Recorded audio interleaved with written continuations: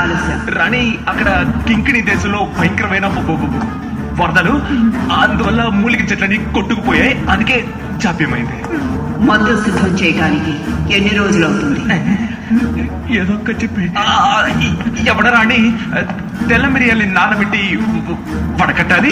ఇప్ప పూలు బాగా కాచి ఆసంది అని. అదంతా నాకు తెలీదు.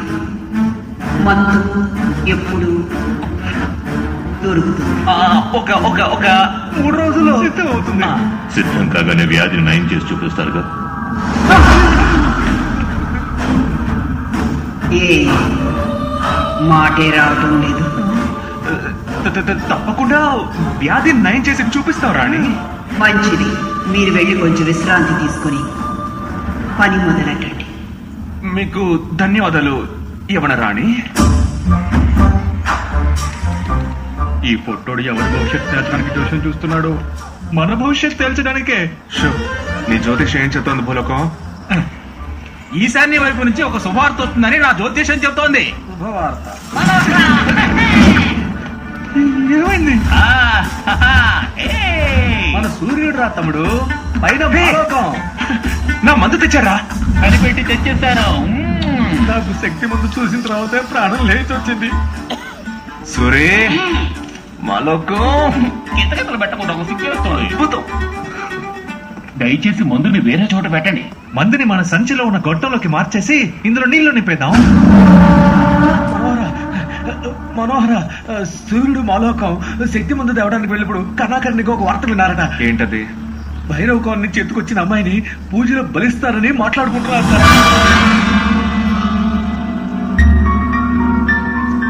మందారమల్లి, ఎక్కడున్నావు?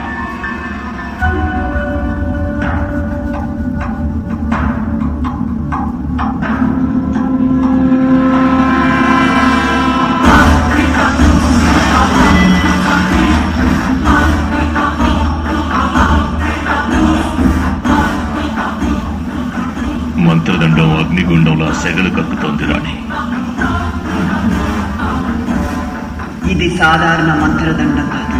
17 మందిని బలి తీసుకున్న శక్తివంతమైన. ఇంకా 2 రోజులుంది.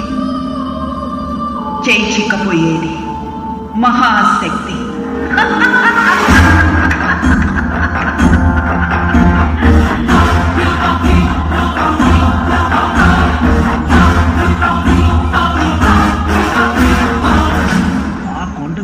చెరసాలై ఉండాలి. నాకు వస్తున్న ఉడికి కోటంతా చెరసాలాగే ఉంది. వేరే చెరసాలు ఎందుకు? భయంతో చస్తున్నాను బాబు.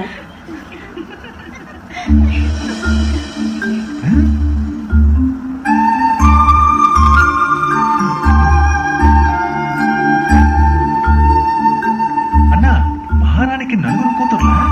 ఒకటేనా యువరాణి, మిగతావన్నీ పుచ్చిపోయిన బఠాని.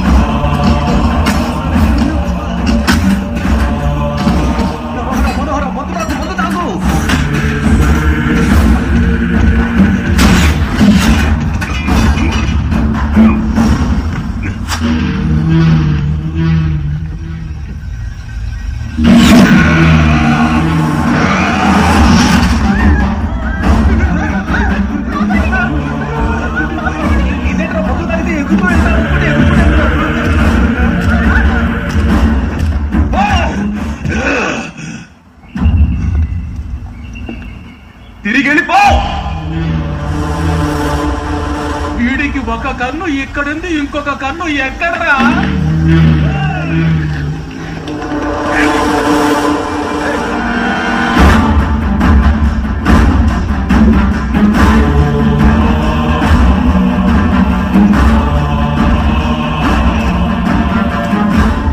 మనోహరుడు చేయి చూపగానే మహాబలుడు ఎలా ఆగాడు? అదే విచిత్రంగా ఉంది. ఎలా మీరు అంత పెద్ద రాక్షసుడిని ఎదిరించగలిగారు? నీలాంటి అందమైన అమ్మాయి పక్కనుంటే అపాయాన్నే అపాయంలో పడేస్తాను. చాలా ఉపాయంగా చెప్పారా? అమ్మా,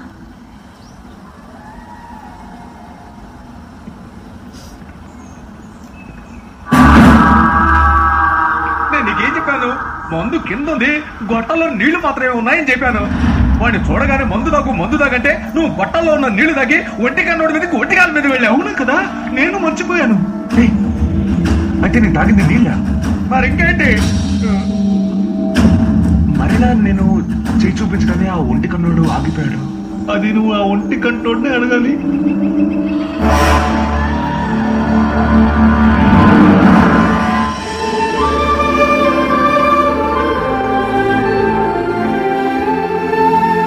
వందనం యువరాణి.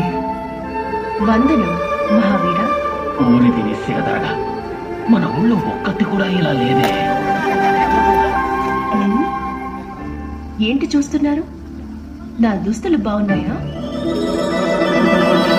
నిజం చెప్పాలంటే దుస్తులే నా కళ్ళకు తెలియట్లేదు. ఏంటి? సచ్చింది కొర్ర, ఇక మనకి జీవితంతో తెరసాలేరా? తప్పుగా అనుకోకు యువరాణి. నీ అందం నా కళ్ళని మూసేసిందని అంటున్నాను.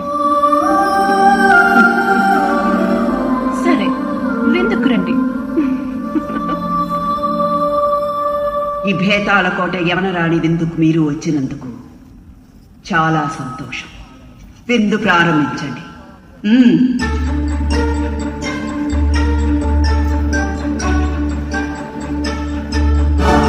అక్కడున్న కూరని ఇక్కడ తెచ్చుకోవాలంటే గుర్రం మీద వెళ్ళాల్సి వచ్చేటట్టుంది. అది వదిలే మనోహర, అడు చూడు, ఎంత పెద్ద మొసలి, దాన్ని కూడా కోసుకు తింటారా ఏం పాడో. రే, అన్నమైంది తిని కడుపు పాడు చేసుకోకో. మదిరనాస్వాదిత. మనం కూడా మధురైన ఆస్వాదిద్దాం.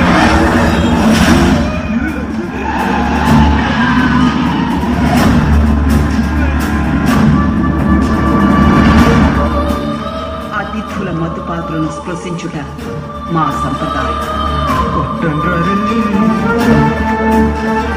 ఆస్వాదిద్దాం. ఏమయ్యా, మీరు ఆస్వాదించడానికి నేనెందుకయ్యా స్నానం చేయాలి? యవనరాణిని కలవడం మాకెంతో గర్వంగా ఉంది. 56 ఓడని అలడం అంటే మాటల? అవును, నా ప్రజలు వాళ్ళ కోసమే నేను. చాలా సంతోషం రాణి.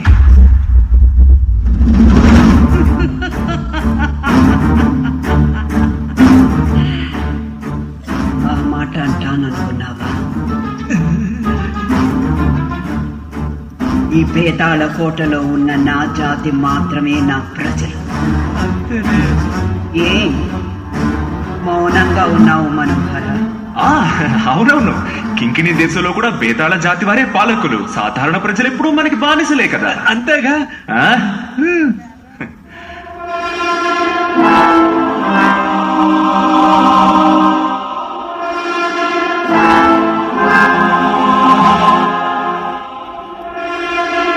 బండని దొర్లించి పాటని కనిపెట్టాం. ఇక తర్వాత రాతల్లో ఉన్నాయి కానీ చేతల్లో జరగట్లేదే. దాన్ని చదివి ఆలోచిస్తున్నారా? ఎంత ఆలోచించి ఏంటి లాభం? చింతాలి మరి. యవన పడకలో కోట మనదే. అంటే యవన రాణి పడుకున్న తర్వాత, నిద్రపోయిన తర్వాత ఈ కోట మనకి సొంతం. దేవుడా, ఏం అక్రమం ఇది! దీనికి బదులు నేను ఆ బేతాళాల గురించి చిత్రం అయి ఉండొచ్చు. అసలు మందు నాకుతున్నాను అనుకుని నాకేనా?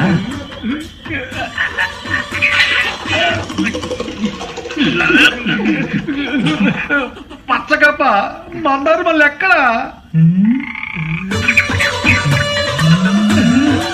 ఏంటి పైకి చేయి చూపిస్తోంది? అయ్యో, మందారు మళ్ళీ పైకి వెళ్ళిపోయిందా? రై సన్నాసి, ఎవరు? కోట పై భాగంలో ఉందని అర్థం.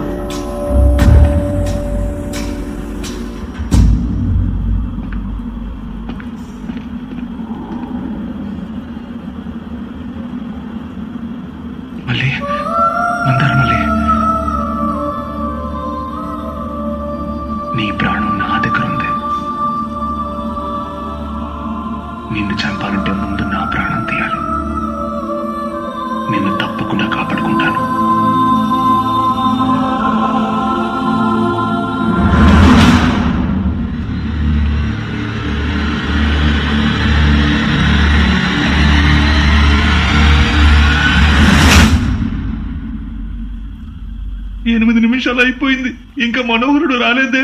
ఏదైనా ఆపదలు ఇరుక్కున్నాడేమో. పెళ్లి రోజు పంతులు గారు మంగళంగా బతకన్నా దీవించారు. చివరికి నా తారక మంగళం లేకుండా పోతుందేమో. ఏ కోనంగి, మంగళం చస్తేనాక లేకుండా పోయేది? నువ్వు చస్తే మంగళం బతికే అవకాశం ఉందిగా. నువ్వు చస్తావు పోయాడా? సరే సరే.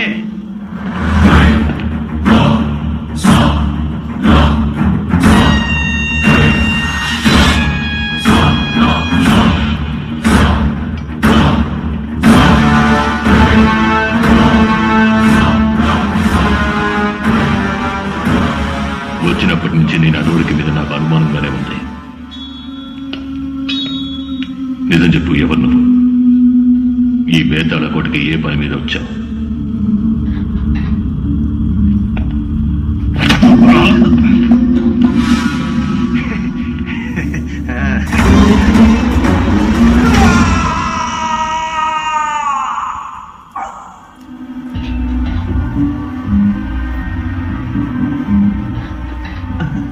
ఓ, 8 నిమిషాలు పూర్తయిపోయిందా?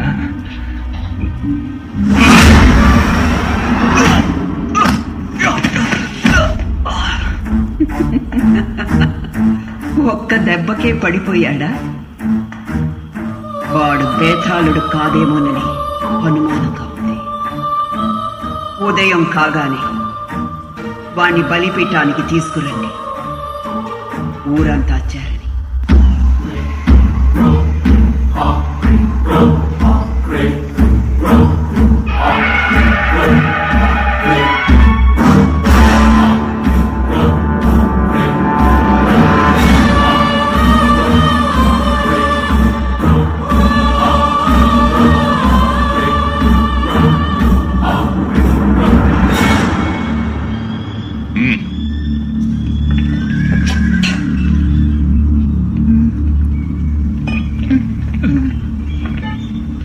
శక్తి మందు ఇచ్చాం కదా. మందు పనిచేయడం మొదలెట్టాక మనోహరుడు చేసే పని మాత్రం చూడండి. పైతే యువరాజు మనోహర, నువ్వు ఒక బేతాళుడే కాదు అన్న సందేహం నాకు ఏర్పడింది. నేను బేతాళున్నా కాదా అని సందేహపడితే తెలీదు, వీరత్వాన్ని చూస్తేనే తెలుస్తుంది. పంపించండి మీ బేతాళుల్ని.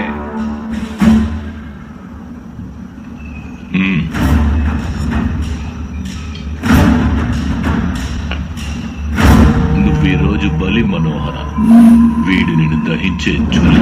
ప్రేమకి నా ప్రాణమైనా ఇస్తాను బలి. పగవాడి ప్రాణం తీయడంలో నేనే పులి.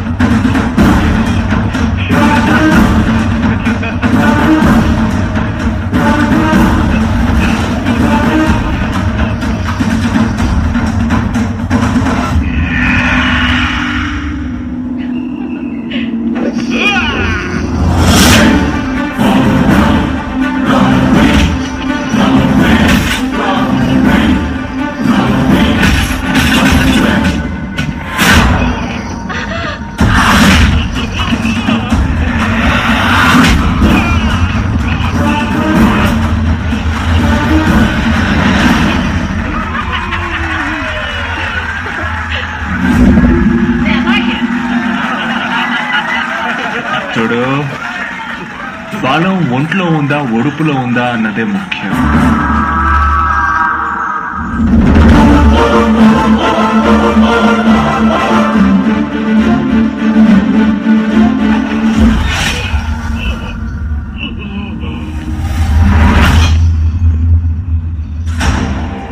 ఓడిపోయినప్పుడే చచ్చిపోయాడు.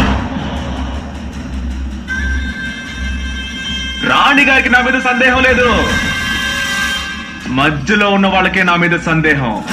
చెప్పండి, ఇంకెవరి దగ్గర నేను నిరూపించుకోవాలి? నీ దగ్గర నిరూపించుకోనా లేదా నీ దగ్గర నిరూపించుకోనా? వద్దురా బాబు, ఇక చాలు. చెప్పండి, ఇంకెవరి దగ్గర? నీ దగ్గర? నీ దగ్గర? లేకపోతే ఏంట్రా ఇది? ముగిసిపోయిన కచేరికి ముక్తాయిపిస్తున్నా. హే, ఎవరి దగ్గర నా దగ్గర నిరూపించుకోవాలి? నిరూపించగలవా?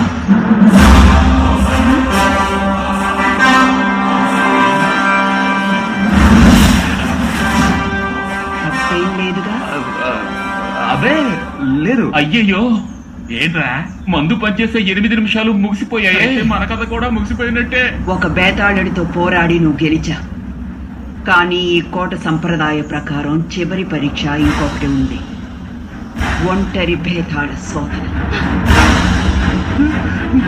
ఆవు అంటే పోటీలు పెట్టకుండా రాణిగారి పని అయిపోయిందా? ఇందులో నువ్వు గెలిస్తే నిన్ను ఏ సందేహం లేకుండా అంగీకరిస్తా.